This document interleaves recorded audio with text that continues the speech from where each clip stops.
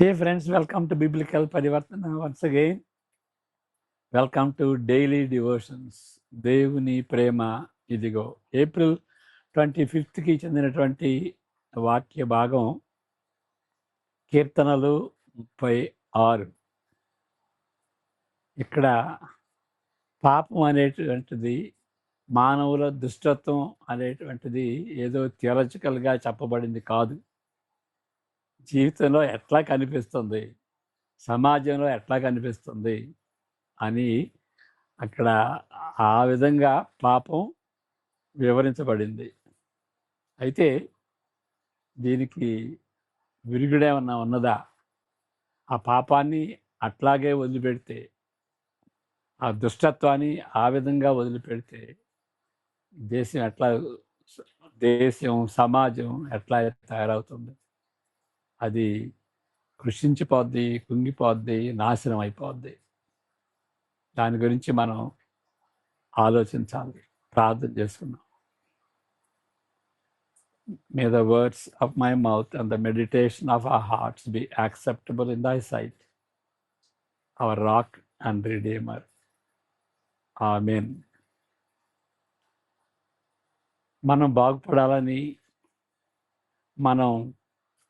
మన కుటుంబం బాగుపడాలని, మన సమాజం బాగుపడాలని, మన దేశం బాగుపడాలని, మన పట్టణం బాగుపడాలని మనకి ఆశ ఉండదా? ఎట్లా బాగుపడుతుంది? ఏదో మేడలు, మిద్దెలు, ఇక ఆ భౌతికమైనటువంటి రీతిగా డబ్బు ఎక్కువగా ఉంటే చాలు అని ఆ విధంగా మనం ఆలోచిస్తాం. కానీ మనుషులు ఎట్లా ఉంటారు, మనుషులు నీతి నిజాయితీలతో జీవిస్తారా అనేది మనం ఆలోచించకపోతే ఇక డబ్బు, ఈ డెవలప్మెంట్, సోకాల్ డెవలప్మెంట్ అదేమీ పనిచేయదు. నెమ్మది ఉండదు, సంతోషం ఉండదు. ఒకళ్ళనొకళ్ళు కొట్టుకుంటారు, చంపుకుంటారు. అలాంటి పరిస్థితి ఉంటుందన్నమాట. కాబట్టి హృదయంలో ఉన్నటువంటి ఆ యొక్క పాపానికి విరుగుడే ఏంటి అని మనం అందరం ఆలోచించాలి. ఇప్పుడు ప్రార్థన చేసుకుందాం. May the words of my mouth and the meditation of our hearts be acceptable in thy sight, our rock and redeemer. Amen. కీర్తనలు 36 మనం కొన్ని వచనాలు చదువుకుందాం. ఓకే, కానీ మొదటి వచనంపై మనం కాన్సన్ట్రేట్ చేద్దాం. మొదటి 5 వచనాలు చదువుకుందాం. భక్తిహీనుల హృదయములో అతిక్రమము దేవోక్తి వలె పలుకుతున్నది. వాని దృష్టి ఎదుట దేవుని భయము బొత్తిగా లేదు. వాని దోషము బయలుపడి అసహ్యముగా కనబడు వరకు అది వాని దృష్టి ఎదుట వాని ముఖస్థుతి చేయుచున్నది. వాని నోటి మాటలు పాపమునకు, కపటమునకు ఆస్పదములు. బుద్ధి కలిగి ప్రవర్తింపను, మేలు చేయను వాడు మానివేసి ఉన్నాడు. వాడు మంచము మీదనే పాపయోచనను యోచించును. వాడు కాని నడతలు నడుచువాడు, చెడుతనము వానికి అసహ్యము కాదు. చెడుని అసహించుకున్నాడు. యెహోవా నీ కృప ఆకాశము నంటుతున్నది, నీ సత్య సంబంధత్వము అంతరిక్షము నంటుతున్నది. ఓకే, కార్సన్ గారి కామెంట్స్ చదువుదాం. ఈ కీర్తనలు వ్యక్తపరిచే లోతైన భావములలో కొన్ని దుష్టత్వమునకు చెందినవి. కీర్తనలు వ్యక్తపరిచే లోతైన భావాలతో కొన్ని దుష్టత్వం, మానవుల యొక్క దుష్టత్వం ఎలాంటిది అని కీర్తనలు పదే పదే వివరిస్తున్నాయి. దుష్ట స్వభావం గూర్చి, దుష్టుల వైఖరిని గూర్చి, వాళ్ళ స్వభావం వాళ్ళ వైఖరి, వాళ్ళ తీరు గూర్చి చాలా లోతైన తీరులో ఈ కీర్తనలు విశ్లేషిస్తున్నాయి. చాలా అరుదుగా ఇవి సిద్ధాంతపరమైన, థియాలజికల్గా, యాబ్స్ట్రాక్ట్గా ఆ జాబితా రూపంలో వ్యక్తపరచడం చాలా అరుదుగా ఉంటాయి అన్నమాట. కానీ ఎక్కువగా ఎట్లా ఉంటాయంటే వారి జీవిత విధానంలో, వారికి ఉన్న సంబంధాలలో ఈ చెడు ఏ విధంగా వ్యక్తమవుతున్నదో ఈ కీర్తనలు వివరిస్తున్నాయి. అది గమనించాలి. ప్రాక్టికల్గా జీవితంలో ఏ విధంగా మాటలు ఉంటున్నాయి, వాళ్ళు ఏ విధంగా వాళ్ళ రిలేషన్షిప్స్, సంబంధాల్లో ఎక్కువగా పాపం ఏంటంటే ఇక దేవుడు అని కొలుస్తారు, కానీ మన తోటి సహోదరులు, మన కుటుంబాల్లో ఉన్నటువంటి సంబంధాలు, మన ఇరుగు పొరుగుతో ఉన్నటువంటి సంబంధాలు, వాటిల్లో మన యొక్క పాపం, దుష్టత్వం వ్యక్తపరచబడుతుంది. ఎక్కువ భాగం మన యొక్క పాపం సోషల్ లైఫ్లో వ్యక్తపరచబడుద్ది, గమనించాలి. కాబట్టి జీవిత విధానంలో ఎట్లా ఉంటుంది అని ఆ విధంగా కీర్తనలు ప్రత్యక్షపరుస్తాయి పాపాన్ని. అంతేగాని చాలా అరుదుగా థియాలజికల్గా ఉంటుంది. For all have sinned and come short of the glory of God అని మరి రోమా 3:23లో మనం చదువుతాం కదా. ఒక విధంగా మనం థియాలజికల్గా చెబుతాం అందరూ పాపం చేశారు, కానీ కీర్తనలు అట్లా ఉండదు. ఏ విధంగా పాపం కనిపిస్తుంది వాళ్ళ విధానంలో, వాళ్ళ మాటల్లో, వాళ్ళ వైఖరిలో, వాళ్ళ రిలేషన్షిప్స్లో, ఇరుగు పొరుగు వారితో వాళ్ళ క్రియలు ప్రతిక్రియలు ఏ విధంగా ఉంటాయి, ఆ విధంగా కీర్తనలు వివరిస్తాయి. అతిక్రమములు చేయు భక్తిహీనుల హృదయములో ఏమి దాగి ఉన్నది, వాని దృష్టి ఎదుట దేవుని భయము బొత్తిగా లేదు. ప్రాక్టికల్గా దేవుని యొక్క భయం బొత్తిగా వాళ్ళ హృదయంలో లేదు. తన మూర్ఖత్వమును బట్టి దేవుడు చివరకు విధించే శిక్షను గుర్తించినప్పుడు మూర్ఖుడు భయపడడు. దేవుడు శిక్షిస్తాడు అని దేవుడే లేడు అనుకుంటాడు. కాబట్టి దేవుని ఎడల భయం ఎట్లా ఉంటుంది? మరి దేవుడు శిక్షిస్తాడు అనేటువంటి భయం వానికి ఉండదు. అది దాని అర్థం అన్నమాట. వాని దృష్టి ఎదుట దేవుని భయము బొత్తిగా లేదు అంటే దేవుడు శిక్షిస్తాడని ఆ మూర్ఖుడు భయపడ్డాడు. అంతకంటే ఎక్కువ కానీ తక్కువ మాత్రం కాదు. అంటే దాని అర్థం అంతకంటే ఎక్కువే కానీ తక్కువ మాత్రం కాదు. దుర్మార్గులు అంతిమ వాస్తవ్యాలను గుర్తించలేనంత గుడ్డివారని దీని అర్థం. అంతిమంగా మన జీవితం ఎట్లా ఉంటుంది, మనం దేవుడు అంతిమంగా శిక్షిస్తాడా, ఆ అంతిమం, నిత్యత్వం, అంతిమం, దాన్ని దుర్మార్గులు వాళ్ళు చూడలేరు. వాళ్ళు అంత గుడ్డి వాళ్ళు అన్నమాట, గమనించలేరు. వారు దేవుని అసలు చూడలేరు. దేవుడు అనేటువంటిది వాళ్ళకి తట్టదన్నమాట. లేక దేవుడు ఎలాంటి వాడు వాళ్ళకి కనిపించదు. ఇది కూడా తక్కువేమీ కాదు. దేవుడు కనిపించడు. దేవుడు మరి ఎలాంటి వాడో కూడా వాళ్ళకి తెలియదు. దేవుని ఎడల భయము తెలివికి మూలము, జ్ఞానమునకు మూలము. తెలివికి జ్ఞానమునకు మూలము అని సామెతలు 1:7లో చదువుతాం. 9:10లో కూడా మనం చదువుతాం. అంటే దేవుని ఎడల భయం కలిగి ఉండాలి. ఇక్కడ మూర్ఖులు ఇక దేవుడే లేడు అని దేవుడిని చూడలేరు. దేవుని ఎడల భయం ఉండదు. కానీ ఆ భయం ఉంటే అది జ్ఞానమునకు మూలం. చదువుదాం. సామెతలు 1, 7, 9, 10 ఆ 2. యెహోవా యందు భయభక్తులు కలిగి ఉండుట తెలివికి మూలము. మూర్ఖులు జ్ఞానమును ఉపదేశమును తిరస్కరించుదురు. 9, 10 అవి నీ తలకు సొగసైన మూలికయు నీ కంఠమునకు హారములునై ఎండును. నా కుమారుడా, పాపులు నిన్ను ప్రేమింపగా ఒప్పకము.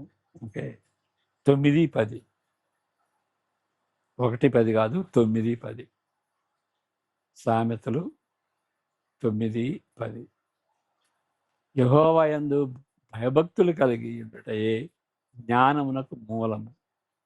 పరిశుద్ధ దేవుని గూర్చిన తెలివియే వివేచనకు ఆధారం. తెలివి కానీ జ్ఞానం కానీ మరి ఎట్లా వస్తుంది అంటే దేవుని ఎడల భయం కలిగి ఉంటే. ఎందువలన అనగా పరిశుద్ధ దేవుని గూర్చిన తెలివియే వివేచనకు ఆధారము. వివేచన, రైట్ రాంగ్ అని తెలుసుకోవటం, ఆ వివేచన కూడాను మరి దేవుని ఎడల భయభక్తులు కలిగి ఉంటే ఆ భయమే మరి రైట్.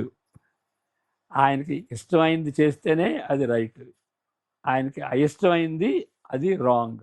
కాబట్టి రైటు రాంగ్ అనేటువంటి వివేచన ఎట్లా వస్తుంది? పరిశుద్ధమైనటువంటి దేవుని ఎడల భయం కలిగి ఉంటే. దీనికి వ్యతిరేకంగా ఉండే తీరు మూర్ఖత్వం. మూర్ఖులు జ్ఞానమును ఉపదేశమును తిరస్కరించుదురు. సామెతలు 1:7 చదువుకున్నాం. దేవుడు లేడని బుద్ధిహీనులు తమ హృదయములో అనుకొందురు. కీర్తనలు 11:1. ఇక దేవుడు లేకపోతే ఇక వాడు బుద్ధిహీనుడవుతాడు. వాడి ప్రవర్తన కూడాను చాలా అజ్ఞానంతో ఉంటుంది, దుష్టత్వం, దుర్మార్గంగా ఉంటుంది అని కీర్తనకర్త నొక్కి చెప్పుట్లో ఆశ్చర్యమేమీ లేదు. మాయాజాలంతో పెంపుడు దేవుళ్లను సృష్టించుటలో కూడా మూర్ఖత్వము తక్కువ కాదు. పెంపుడు దేవుళ్ళు అంటే దే డొమెస్టికేట్ గాడ్. దేవుణ్ణి మన రూపంలో చేసుకుంటాం, మన వశంలో ఉండేటట్టుగా ఆ దేవుడిని సృష్టించుకుంటాం. ఓకే, కాబట్టి అది చాలా సీరియస్ అనమాట. అలాంటి దేవుడు కాదు. బైబిల్ దేవుని గురించి ఏ విధంగా చెప్తుందో అలాంటి దేవుడు అని.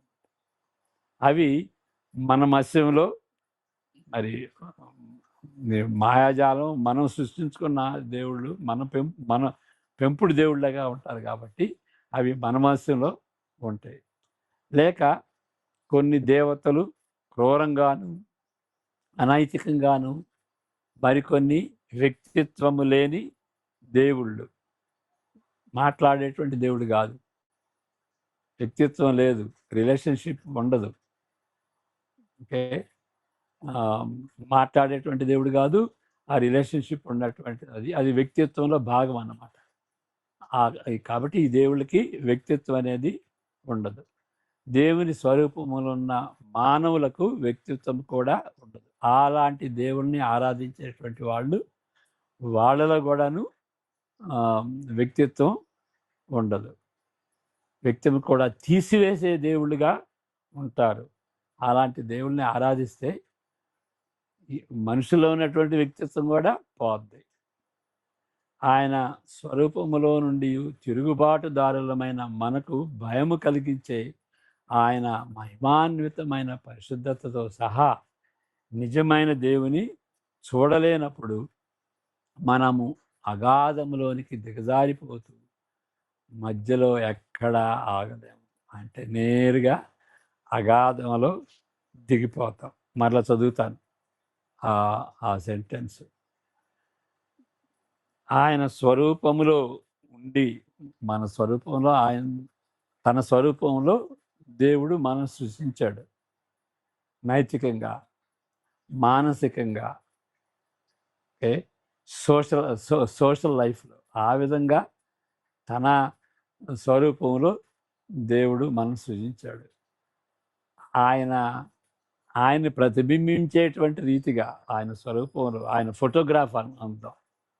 ఆయన అంటే ఫిజికల్గా కాదు, వేరే విధాలుగా ఆయన స్వరూపంలో మనల్ని చేశాడు. కాబట్టి మనల్ని చూస్తే దేవుడు ఎట్లా ఉంటాడు అని తెలుసుకునేటువంటి రీతిగా మన దేవుడు సృష్టించాడు. అయినప్పటికీ మనం దేవుని తిరుగుబాటు చేశాం. ఆయన స్వరూపంలో ఉన్నటువంటి వాళ్ళు తిరుగుబాటు చేశారు. మనకు భయము కలిగించే ఆయన మహిమాన్విత పరిశుద్ధతతో సహా ఆయన్ని చూడలేము, ఆయన మహిమను కూడా మనం చూడలేము, ఆయన పరిశుద్ధతను మనం చూడలేము. అలాంటి నిజమైనటువంటి దేవుడిని చూడలేనప్పుడు ఏమవుతుందో మన జీవితం ఎట్లా ఉంటుందంటే అగాధంలోనికి దిగజారిపోతూ మధ్యలో ఎక్కడ ఆగలేము. అది కాబట్టి మన దేవుళ్ళు ఎలాంటి దేవుళ్ళు, మనం సృష్టించుకునేటువంటి దేవుళ్ళ అని మనం ఆలోచించుకోవాలి. వారిని గూర్చి వారికే అంచనా వేసుకోలేనంత వరకు దుష్టుల అంధత్వం పాకిపోతుంది. ఓకే, దేవుని గురించి తెలియదు, ఇంకేం తెలియదంటే వాళ్ళ గురించి కూడా వాళ్ళకి తెలియదు. వారిని గురించి వారికే అంచనా వాళ్ళు ఎలాంటి వాళ్ళు, వాళ్ళ స్వభావం ఎలాంటిది, వాళ్ళ ప్రవర్తన ఎలాంటిది అని విచక్షత వాళ్ళకి కనిపించదు అన్నమాట. అలాంటి గుడ్డితనం ఉండిపోద్ది. వాని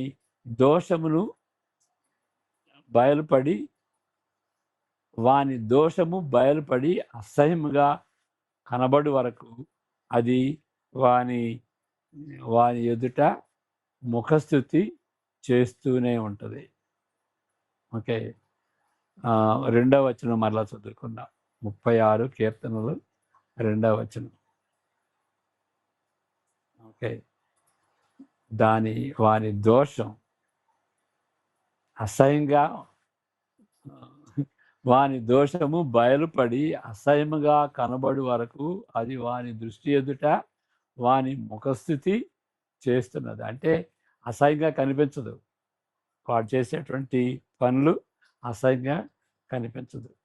తన పాపమును దుష్టుడు గుర్తించగలిగితే ఉన్నది ఉన్నట్లుగా దానిని చూడగలిగితే సజీవుడైన దేవునికి వ్యతిరేకంగా తిరుగుబాటని అప్పుడు అర్థం చేసుకుంటాడు. తను చేస్తున్నది చూడగలిగితే సజీవుడైనటువంటి దేవునికి వ్యతిరేకంగా తిరుగుబాటు చేస్తున్నాడని, అది కేవలం నీచమైనదని గుర్తిస్తే వారిని వాని పరిశుద్ధత ముందు, సృష్టించిన దేవుని యొక్క పరిశుద్ధత ముందు అది అంతులేని అహంకారమని గుర్తెరిగి తన మూర్ఖత్వమును బట్టి అహంకారమని గుర్తించి దానిని ద్వేషించిన ఎడల తప్పనిసరిగా అతను దేవునికి భయపడగలడు. ఇది పెద్ద సెంటెన్స్, మరలా చదువుతాను.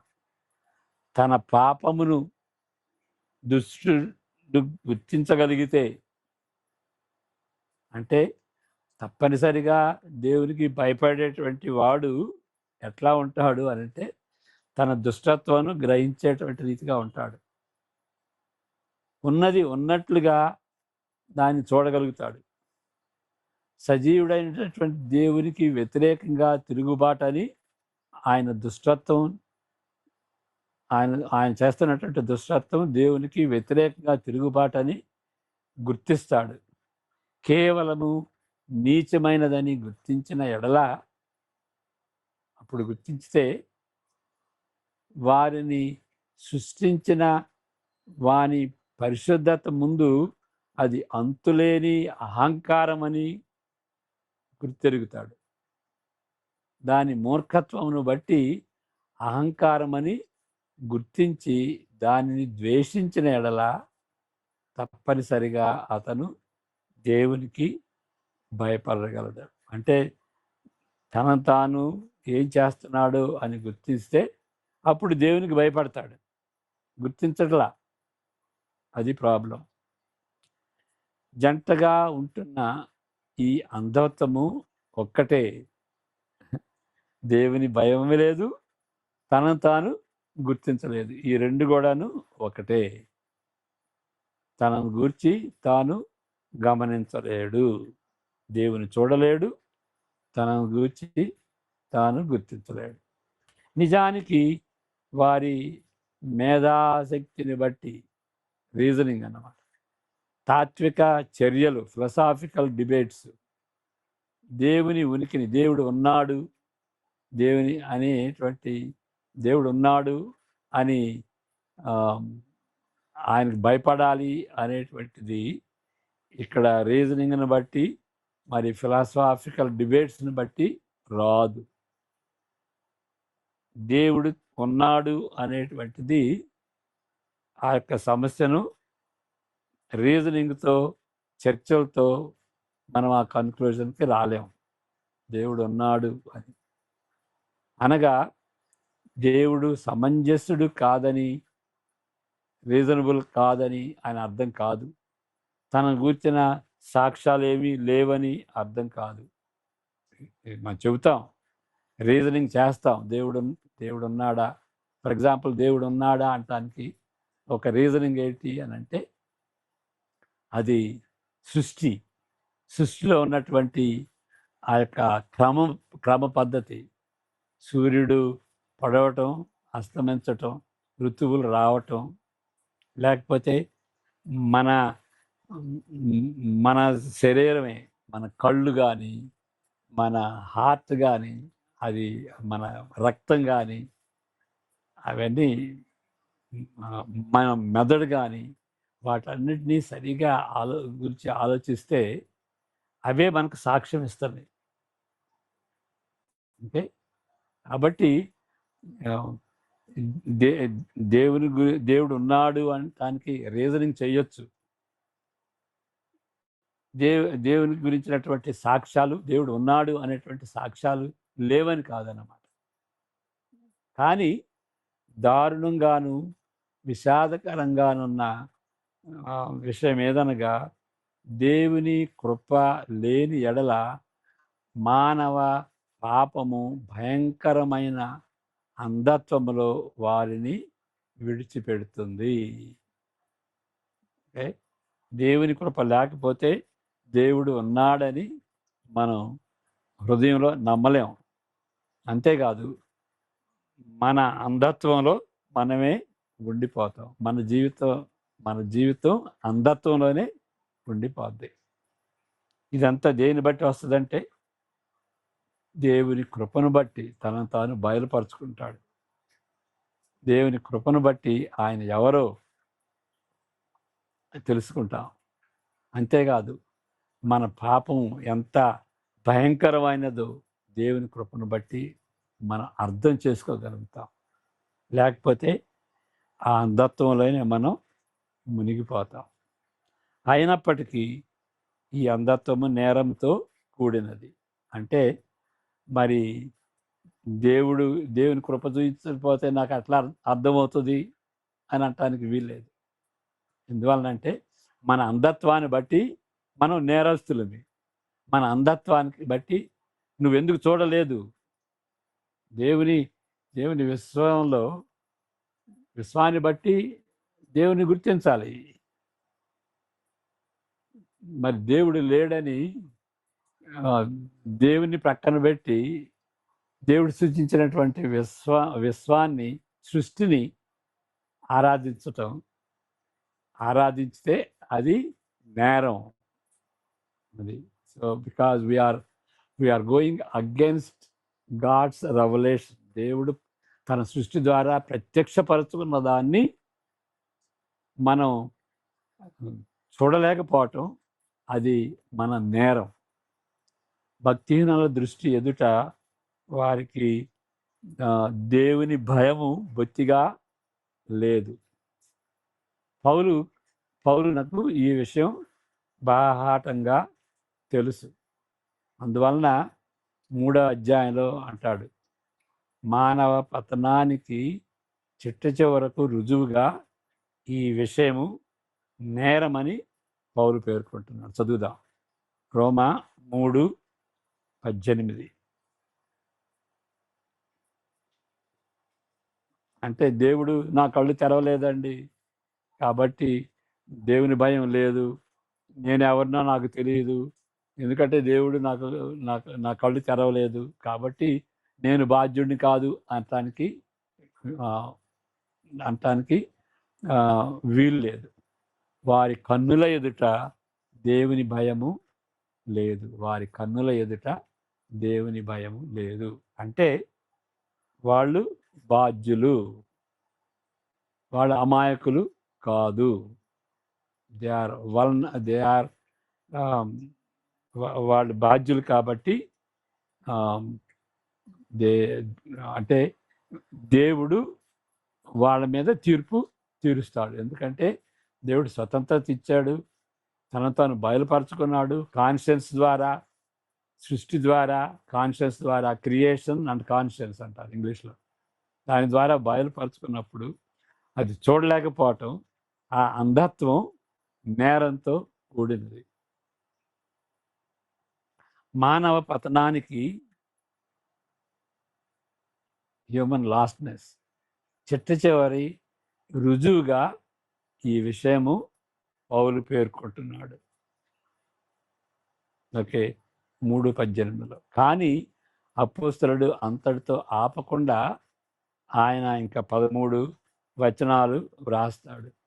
మనుషుడు అంధత్వంలోనే ఉండిపోకుండా దేవుడు ఏర్పరిచినటువంటి ఆ రక్షణ మార్గాన్ని ఆయన చెబుతాడు.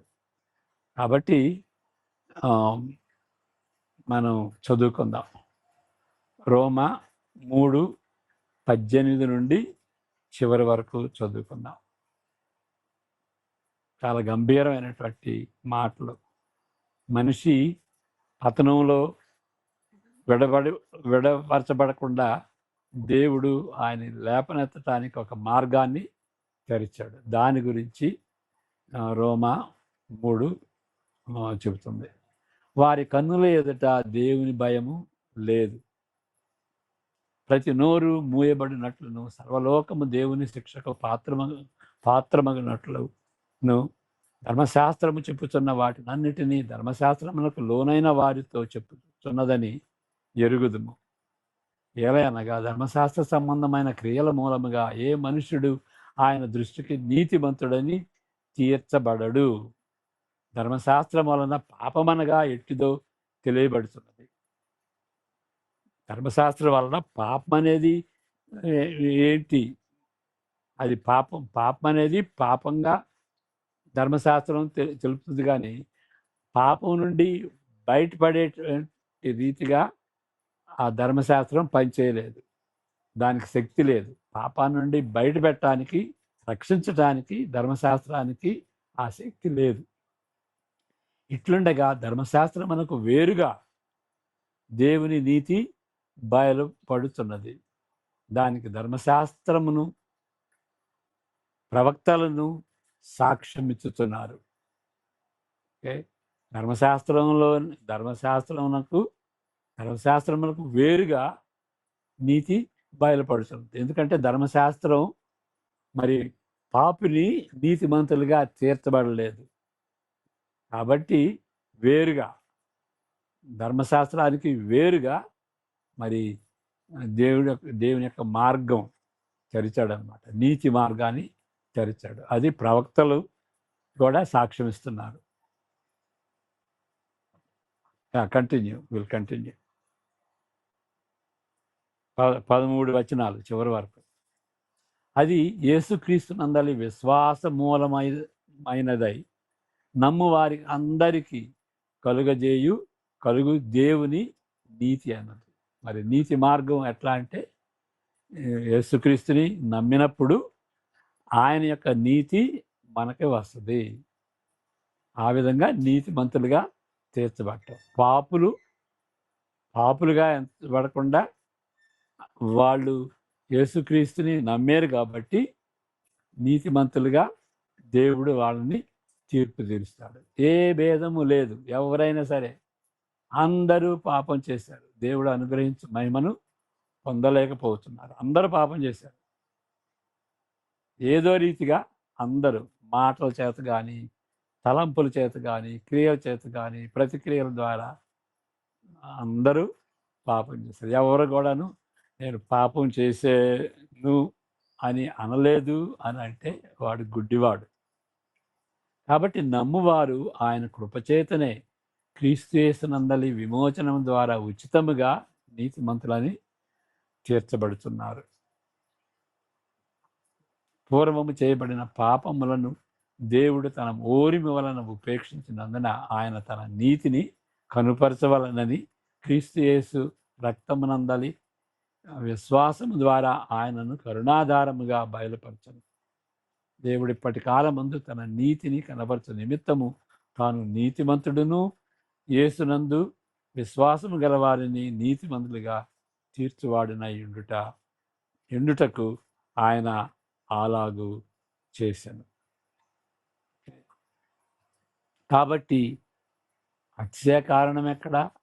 అది కొట్టివేయబడను. ఎట్టి న్యాయమును బట్టి అది కొట్టివేయబడను. క్రియా న్యాయమును బట్టియా? కాదు, విశ్వాస న్యాయమును బట్టియే. కాగా ధర్మశాస్త్ర సంబంధమైన క్రియలు లేకుండా విశ్వాసం వలననే మనుషులు నీతిమంతులుగా తీర్చబడుదురని ఎంచుచున్నాము. దేవుడు యూదులకు మాత్రమే దేవుడా? అన్య జనులకు దేవుడు కాడా? అవును, అన్ని జనులకును దేవుడే. దేవుడు ఒక్కడే కనుక ఆయన సున్నతి గల వారిని విశ్వాస మూలముగాను, సున్నతి లేని వారిని విశ్వాసము ద్వారాను నీతిమంతులుగా తీర్చును. విశ్వాసం ద్వారా ధర్మశాస్త్రమును నిర్ధారణ చేయుచున్నామా? అట్లన రాదు. ధర్మశాస్త్రమును స్థిరపరుచుతున్నాము. అట్లయితే ఓకే, అంతవరకు చాలు.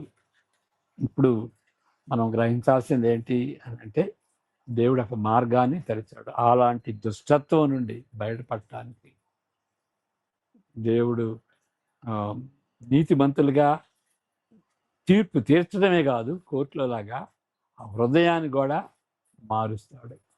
ఈ ఈ లెంట్ దినాల్లో మరలా ఈ గుడ్ ఫ్రైడే, ఈస్టర్ దినాల్లో మనం దీన్ని జ్ఞాపకం చేసుకోవాలి. యేసుక్రీస్తు చనిపోయింది ఎందుకు అంటే, ఇలాంటి పాప హృదయాన్ని మార్చటానికి, మనం పాపులమని తెలుసుకోవటానికి. ఆ పాపాన్ని బట్టే ఆయన మరణించాడు. ఇంకా మనం గమనించాల్సింది ఏంటంటే, అక్కడ మన నిమిత్తమై ఆయన చనిపోయాడు. యూదులు ఆయన చంపలేదు. గమనించాలి, యూదులు ఆయన్ని చంపలేదు. మన పాపం ఆయన చంపింది. కాబట్టి మనం బాధ్యులమే. ఆయన చంపడానికి మనం బాధ్యులమే. ఎట్లా అండి అని అంటే, ఒక విషయం, అనేక విషయాలు ఉండొచ్చు. ఒక విషయం నేను గుర్తు చేస్తాను.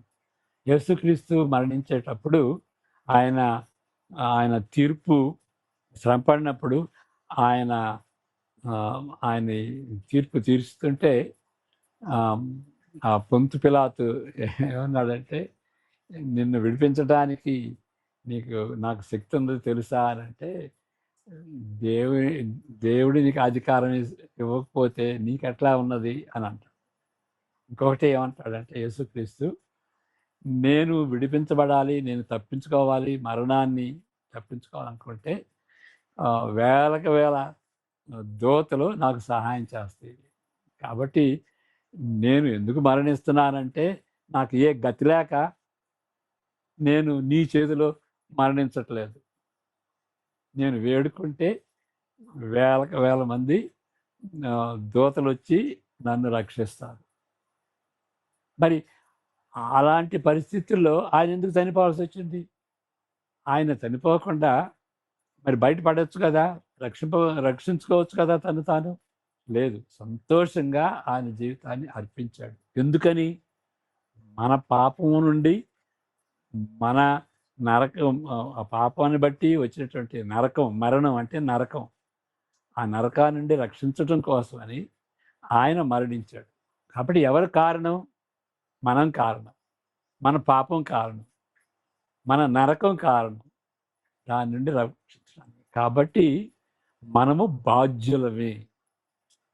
యేసుక్రీస్తు మరణానికి మనం బాధ్యులమే. జాన్ స్టార్ట్ చెప్పినటువంటి రీతిగా మరి ఎవ్రీ పర్సన్, ప్రతి ఒక్క వ్యక్తి ఆయన జేబులో 3 మేకులు ఉంటాయంట. యేసుక్రీస్తుని చంపినప్పుడు 3 మేకులు ఉన్నాయి కదా. కాళ్ళల్లో ఒక మేకు, మరి 2 హస్తాల్లో ఒక 2 మేకులు, మొత్తం 3 మేకులు. అంటే మనం బాధ్యులమే. ఆయన మరణానికి మనం బాధ్యులమే. మన దుష్టత్వం, మన మన దుష్టత్వాన్ని బట్టి ఆయన మరణించాడు. కాబట్టి మనం బాధ్యులమే. అది మనం గ్రహించుకోవాలి. కాబట్టి ఏదో దేవుడు యూదులకే దేవుడు, మాలమాదిలకే దేవుడు, ఈ కుల దేవుడు అని అనుకోవడానికి దేవుడు అందరికీ దేవుడే. అది మనం గమనించుకోవాలి. కాబట్టి ఈ క్రైస్తవులను బట్టి మన రక్షణ పోగొట్టుకోకూడదు. క్రైస్తవులు మనలాంటి వాళ్ళే. వాళ్ళు క్రైస్తవులు, నిజమైనటువంటి క్రైస్తవుడు ఎవడంటే నేను పాపిని అని తెలుసుకుని డాక్టర్ అయినటువంటి యేసుక్రీస్తు దగ్గరికి వచ్చినటువంటి వాడు. కంప్లీట్గా బాగుపడలేదంటే కంప్లీట్గా బాగుపడలేదు సరే, కానీ ఆయన వైఖరి మారింది. యేసుక్రీస్తు జీవితాన్ని అనుసరించేటువంటి రీతిగా ఆయన యొక్క జీవితం మారిందన్నమాట. పరివర్తన జీవితానికి మొదలయ్యింది. కాబట్టి అలాంటి వాళ్ళు క్రైస్తవులు. మరి ఆ యాత్రలో ఉన్నాడు, జీవిస్తూ ఉన్నాడు. ఎప్పుడు పరిశుద్ధుడు అవుతాడు కంప్లీట్గా అంటే పరలోకంలో, యేసుక్రీస్తు వచ్చినప్పుడు పరలోకం. ఆ విషయాలు గమనించుకొని యేసుక్రీస్తుని, ఏదో యేసుక్రీస్తుని నమ్మితే మతం మార్పిడి అని కానే కాదు. హృదయం మార్పిడి, జీవితం మార్పిడి. ఇతరులను ప్రేమిస్తాం, వైరులను ప్రేమిస్తాం. మరి నిన్న మనం చూసినటువంటి రీతిగా పగ తీర్చుకోం. అలాంటి హృదయం కలిగి ఉండటం అసాధ్యం. యేసుక్రీస్తు దేవుడు మనలో ఉంటేనే ఆ విధంగా పగ తీర్చుకొనకూడదు అనేటువంటి దేవుడు మనలో ఉంటేనే మనం పగ తీర్చుకున్నాం. ఈ విషయాలు గమనించండి. ఇదే సువార్త. ఆయన ఎవరైనా సరే రండి, అందరి నిమిత్తమై ఆయన చనిపోయాడు అని మనం గమనించాలి. ప్రార్థన చేసుకుందాం. ప్రభువా, ఈ సువార్త మాటలను నిర్లక్ష్యం చేయకుండా మీ కృపను అనుగ్రహించండి. పాపాన్ని నుండి, దుష్టత్వం నుండి మేము బయటపడటానికి ఇష్టపడలాగున మా హృదయాన్ని మార్చండి ప్రభువా. మేము మరి మా పాపానికి మేము బాధ్యులమే అని గుర్తించడానికి సహాయం దయచేయమని, మీ వైపు తిరుగులాగా ఉచితంగా మీరు అనుగ్రహించేటువంటి కృపను పొందటానికి, ఆ జీవితాలు మార్చుకోవటానికి సహాయం దయచేయమని మమ్మల్ని మీ హస్తాలకు అప్పగించుకుంటూ యేసుక్రీస్తు పేరట ప్రార్థిస్తుంటున్నాం తండ్రి. ఆమేన్. God bless you.